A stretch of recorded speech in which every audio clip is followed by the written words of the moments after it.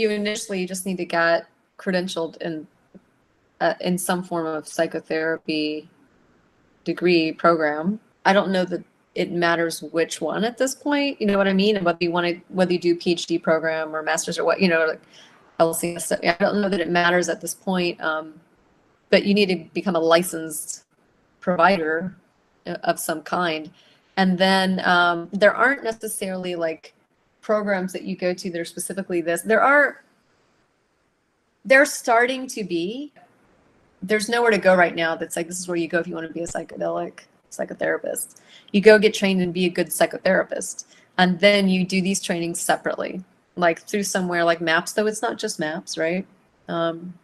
So for example, in Asheville, we've got clinicians that I just respected as really good clinicians, and then we train them in the psychedelic work, right? So if you're licensed to provide therapy, then you can get trained in this work.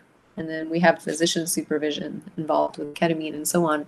So you can get trainings all over the place in these different like small ways, but I think there's going to be more and more of those.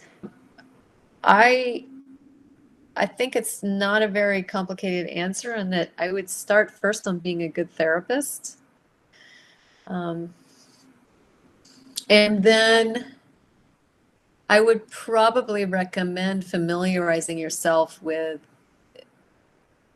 at least some of the indigenous traditions around the use of these medicines, like from an anthropological point of view.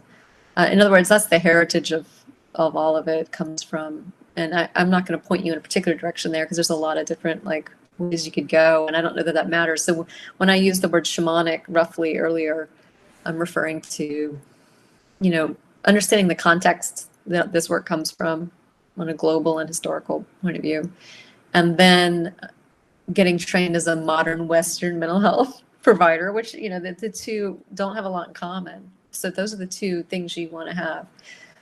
That's what I think a lot of us have done that have done this work is you're doing your training in mental health, and at the same time you're studying these other modalities a lot from an anthropological point of view. And just I would get some experience or knowledge in the role of ceremony in psychological change, the psychological effect of ceremony and ritual, and the different traditions around that. Because I think then when you do get trained someday to do this work, which is just a matter of signing up for a training through MAPS or elsewhere, you pay for it, you do it, you've got all that context that you're bringing with you. So a lot of it will intuitively make sense to you because you have that context, instead of just, a lot of people that come out of the Western mental health tradition that don't have that context, that go to these trainings and like, what is this?